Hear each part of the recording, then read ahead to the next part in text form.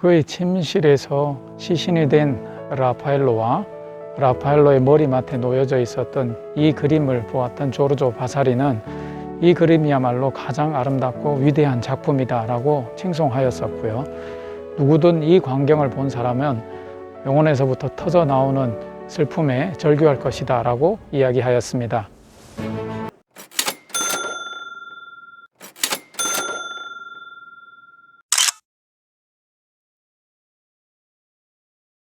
베드로 대성당에 들어오셔서 가장 중요한 고백의 제단이 있는, 그리고 그 위를 장식하고 있는 잔로렌조 베르니니의 발다키노가 있는 그 중앙 제단 가는 길에 못 미쳐서 왼쪽으로 들어가는 공간이 나오는데요.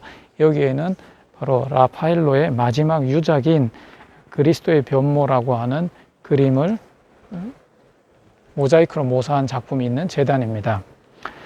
라파엘로는 레오나르도 다빈치, 미켈란젤로와 더불어 르네상스 3대 화가 중에 하나로 거론하는 인물이지요. 1508년도에 미켈란젤로가 이곳 시스티나 성당에, 로마의 시스티나 성당에 와서 그 유명한 천정화를 작업하고 있었을 때 라파엘로도 그곳에서 불과 몇 미터 떨어지지 않은 교황님의 개인 공간들에다가 여러 개의 그림을 그리고 있었는데요. 그 중에 하나가 그 유명한 아테네 학당이었습니다. 라파엘로는 잘생긴 외모에 사교성 그리고 뛰어난 실력까지 겸비했던 인물로서 여러 교황들의 후원을 받으면서 당대 최고의 예술가로서 성공을 하였습니다만, 안타깝게도 37세의 열병으로 생을 마감하게 되었습니다.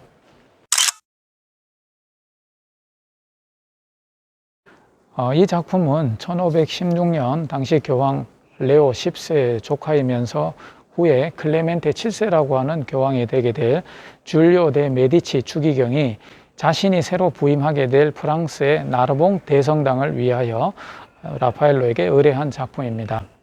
그러나 작업을 하던 중 갑작스럽게 요절하는 바람에 라파엘로가 완성을 하지 못하고요. 그의 제자 가운데 가장 뛰어난 제자였던 줄리오 로마노가 완성한 작품으로 전해집니다. 특히 라파엘로는 자신의 죽음의 순간에 이 작품을 볼 수 있게 해달라고 요청을 하여서 그에게 가져다 주었던 작품이고, 이 작품을 보면서 죽음을 맞이하였습니다. 그리고 장례식 때까지 이 작품은 그와 함께 했었고요.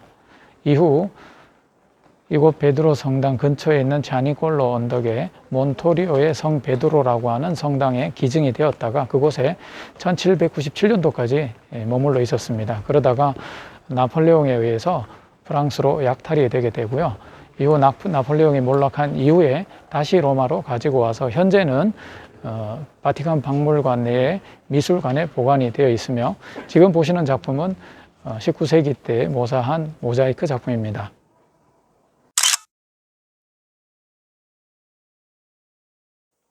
이 그림은 크게 위아래 두 개의 부분으로 나눌 수가 있습니다. 그림의 내용은 마태복음 17장에 나오는 내용이고요. 윗부분은 1절에서 9절까지의 내용입니다. 예수 그리스도가 제자 셋을 데리고 타볼산으로 올라가셔서 기도하시던 중 신의 모습으로 변모한 그런 장면입니다. 지금 보시는 것처럼 태양보다 밝은 빛에 감싸여서 좌우 양쪽에 모세와 엘리야가 등장하고 있는 모습이고요. 그 모습을 경외감과 두려움에 찬 모습으로 바라다보고 있는 사도들이 예수님 발 아래 이렇게 묘사가 되어 있습니다. 이 사도들은 왼쪽에 야고보, 가운데 베드로, 그리고 오른쪽에 요한 사도이고요. 초록색 옷을 입고 있는 야고보 사도는 믿음을 상징하고요.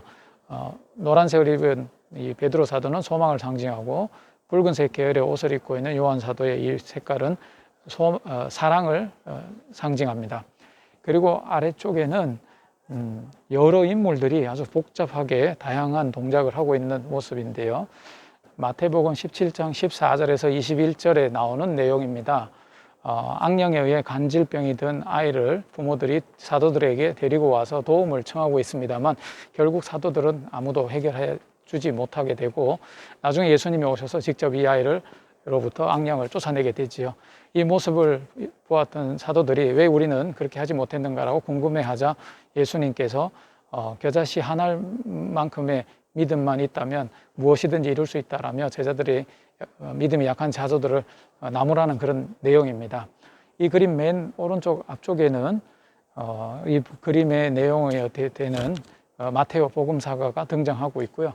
그리고 오른쪽으로는 유일하게 등을 돌리고 빛을 받고 있는 여인이 등장하고 있는데요. 라파엘로는 이 여인을 굳건한 믿음으로 상징해서 표현하였습니다. 특히 이 그림을 그리는 과정에 처음에는 라파엘로가 이 여인을 아이의 어머니로 이렇게 구도를 잡았지만 나중에 이 그림이 받쳐지게 될 성당에 유골이 보관이 되어 있는 막달라 마리아로 변경하여 그렸다고 합니다. 전체적으로는 위쪽에는 안정적인 구도와 밝은 빛으로 신비스러운 천상세계를 묘사하였다면 아래쪽으로는 여러 다양한 인물들이 복잡한 동작과 복잡한 배치를 이용해서 아주 복잡한 인간 세계를 표현했습니다. 특히 빛과 어둠의 극명한 대조를 통해서 천상과 지상의 세계를 이렇게 대비시켜서 표현하였습니다. 그럼에도 불구하고 전체적으로는 그리스도를 향하게 이렇게 안정적으로 묘사가 되어 있는데요. 그는 적절한 인물의 배치와 효과적인 빛의 활용을 이용해서 전체적으로는 그리스도를 향하게 표현하였습니다.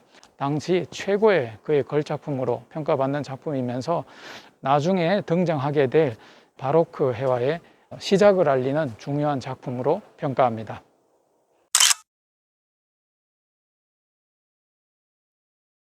자, 이 그림은 또 중요한 정치적인 메시지를 담고 있는 그림이기도 합니다. 당시 교황 레오 10세는 이 프랑스와 경쟁 관계에 있었는데요. 이 교황의 권위를 떨어뜨리려고 했던 당시 프랑스가 피사 공의회 때 이 교황의 권위 위에 공의회의 권위가 있다라고 설파하고 있었던 중이었습니다. 그러한 프랑스에게 교황 레오 10세는 자신의 강력한 경고의 메시지를 전달하고 싶어 했었죠. 그래서 당시 프랑스의 기증이 되게 될 이 그림에 그러한 정치적 메시지를 담아주기를 원했었다고 합니다. 1970년도에 진행되었던 복원 작업을 통해서 기존에 알려진 것과는 달리 거의 대부분, 상당 부분, 여기 왼쪽 아래쪽 일부를 제외한 나머지 대부분이 라파엘로가 직접 그렸다라는 사실이 밝혀지게 되었습니다. 그래서 당시 레오 10세 교황의 그런 정치적 메시지를 담아서 프랑스에 보내려고 했던 중요한 그림이었기에 아마도 제자들에게 맡기기보다는 라파엘로가 거의 마치려고 했던 것 같습니다. 그러나 안타깝게도 37세 요도를 하는 바람에 결국에는 그가 완성을 보지 못한 유작이 되고 말았습니다.